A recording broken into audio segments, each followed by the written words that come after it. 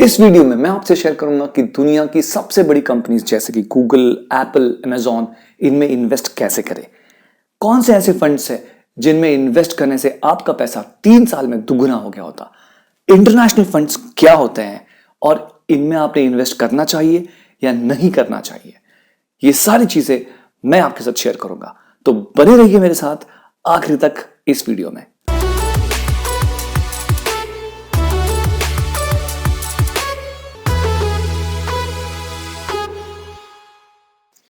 क्या आपने कभी गौर किया है कि सबसे पहले सवेरे उठ के आप क्या करते हैं?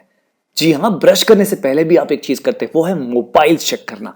आप अपने मोबाइल में व्हाट्सएप स्टेटस या फेसबुक पर आपके दोस्तों का स्टेटस या पोस्ट चेक करते हैं। साथ में आप मोबाइल पे और भी बहुत सारी चीजें करते हैं। इसके अलावा आप दिन भर में अगर ऑनलाइन शॉपिंग करते हैं तो बहुत ज्यादा चांसेस है कि आप अमेजॉन से कुछ चीजें खरीदते होंगे।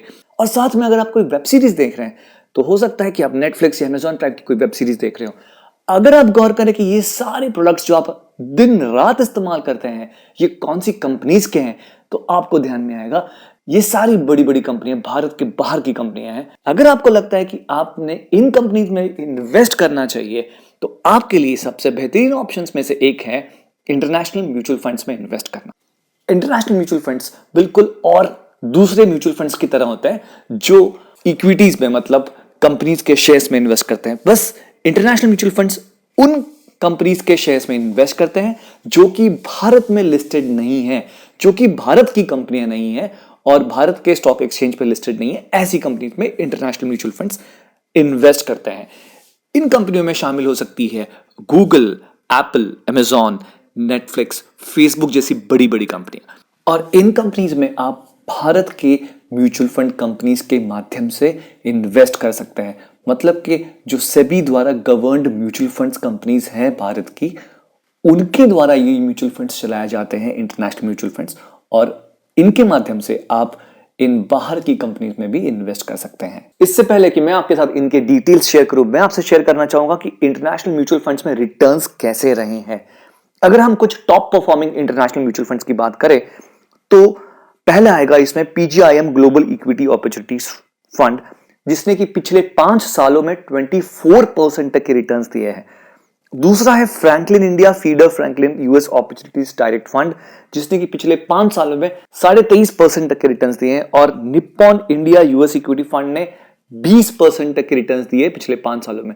मतलब कि अगर आप इनमें से किसी एक फंड में आपका पैसा इन्वेस्ट करते तो ये पिछले 5 सालों में दुगुना से तिगुना हो चुका होता। इंटरनेशनल म्यूचुअल फंड्स दो अलग अलग प्रकार से आपके पैसों को बाहर के इन शेयर्स में इन्वेस्ट करते हैं। एक, आपके पैसों को लेकर एक पोर्टफोलियो बनाया जाता है इंटरनेशनल शेयर्स का, इसमें सीधी इन्वेस्टमेंट की जाती है। और दूसरा होता है कि आपके पैसों को किसी और इंटरनेशनल फंड या ग्लोबल म्यूचुअल फंड में इन्वेस्ट किया जाता है, जहां से आपका पैसा इन इंटरनेशनल स्टॉक्स में इन्वेस्ट किया जाता है। भारत में 30 से ज्यादा इंटरनेशनल म्यूचुअल फंड्स हैं और ये सभी फंड्स अलग अलग प्रकार से आपका पैसा इंटरनेशनल मार्केट में या इंटरनेशनल शेयर्स में लगाते हैं।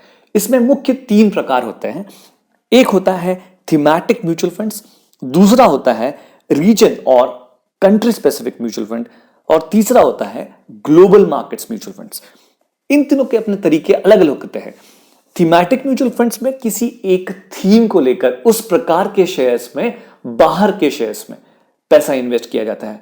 उदाहरण के तौर पे अगर हम इंफ्रास्ट्रक्चर की थीम ले तो इंफ्रास्ट्रक्चरल थीम में पैसा सीमेंट कंपनीज, पावर कंपनीज में इन्वेस्ट किया जाएगा।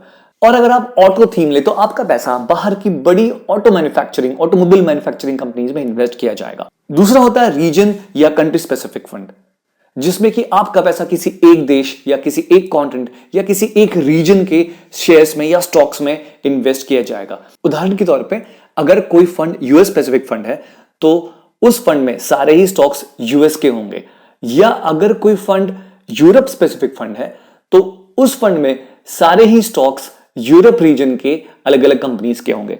इस प्रकार से ये रीजन या कंट्री स्पेसिफिक फंड उस पर्टिकुलर रीजन के स्टॉक्स में इन्वेस्ट करते हैं। तीसरे प्रकार के फंड्स होते हैं ग्लोबल मार्केट फंड्स, जो कि किसी एक रीजन या किसी एक थीम में इन्वेस्ट नहीं करते।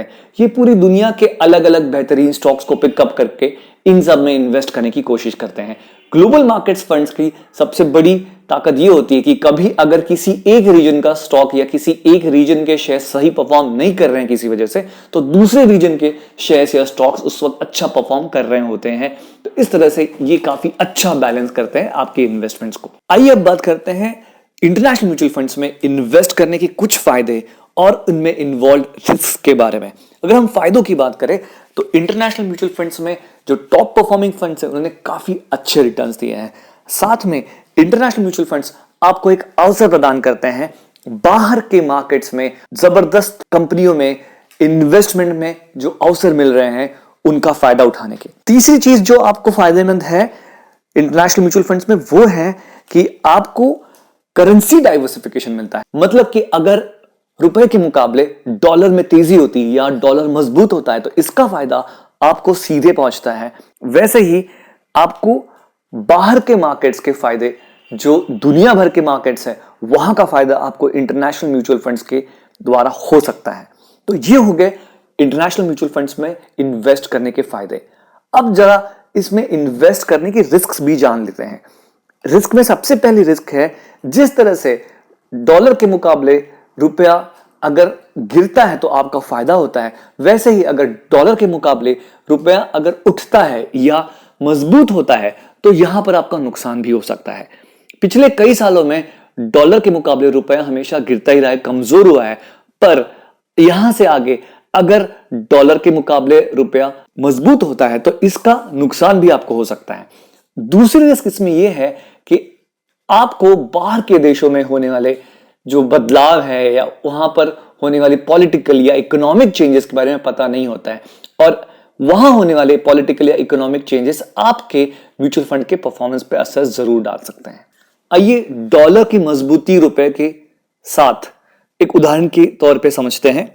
अगर आपने 1 लाख रुपए इंटरनेशनल म्यूचुअल फंड में आज इन्वेस्ट किया, आज की डॉलर की वैल्यू है 73 रुपए $1 के लिए, और 2 साल बाद अगर आपकी इन्वेस्टमेंट में जरा भी फर्क नहीं पड़ा पर डॉलर की वैल्यू में 73 से बढ़ के 75 अगर हो गई है तो आपको जो पैसा वापस मिलेगा वो होगा 1,02,750 रुपए। मतलब आपके इन्वेस्टमेंट में कोई भी इंक्रीज ना होते हुए भी आपको 2 से 3% का फायदा हो गया। इसी तरह अगर आपने आज जो इन्वेस्ट किया है वहां से डॉलर की कीमत अगर कम हो जाती है 2 साल बाद, जब भी आप निकालना चाह रहे हैं तब आपको उतने ही पैसों का नुकसान होगा। तो ये इसमें फायदा भी और नुकसान भी। अब हम ये जान लेते हैं कि आपने इसमें इन्वेस्टमेंट्स करनी चाहिए या नहीं करनी चाहिए। आप इसमें इन्वेस्टमेंट तब कर सकते हैं जब आप थोड़ा सा रिसर्च करके सही इंटरनेशनल म्यूचुअल फंड चुनने के लिए तैयार है। दूसरा, आपका अपना पहले से एक पोर्टफोलियो बना है डोमेस्टिक म्यूचुअल फंड्स का और आपने काफी सारी इन्वेस्टमेंट्स और थोड़ा सा अनुभव आपका है म्यूचुअल फंड्स में इन्वेस्ट करने का, तभी आपने इसमें इन्वेस्ट करने की सोचनी चाहिए। अगर आप एक बिगिनर है, आपने अभी अभी शुरुआत की है म्यूचुअल फंड्स में इन्वेस्ट करने की, तो आपने इसमें इन्वेस्ट नहीं करना चाहिए। अगर आप अपने पोर्टफोलियो को और डाइवर्सिफाई करना चाहते हैं और लॉन्ग टर्म में इन्वेस्टमेंट करना चाहते हैं तो ही आप इंटरनेशनल म्यूचुअल फंड्स में इन्वेस्ट करने की सोचें। और अगर आप लंबी अवधि के लिए निवेश नहीं करना चाहते या अभी अभी आपने शुरुआत की है तो आप इंटरनेशनल म्यूचुअल फंड्स के बारे में ना सोचें। इंटरनेशनल म्यूचुअल फंड्स में टैक्सेशन नॉर्मल म्यूचुअल फंड से थोड़ा अलग होता है। इंटरनेशनल म्यूचुअल फंड्स में आपको टैक्सेशन डेट फंड्स की तरह लगता है। मतलब कि अगर आप 3 साल से पहले पैसा निकाल लेते हैं तो आपको short term capital gains tax लगेगा, और अगर आप 3 साल से ज्यादा अवधि के लिए इन्वेस्टेड रहते हैं तो आपको long term capital gains tax लगेगा। अगर ये वीडियो आपको अच्छा लगा तो इस चैनल को सब्सक्राइब जरूर करें, वीडियो को लाइक करें और शेयर करना ना भूलें।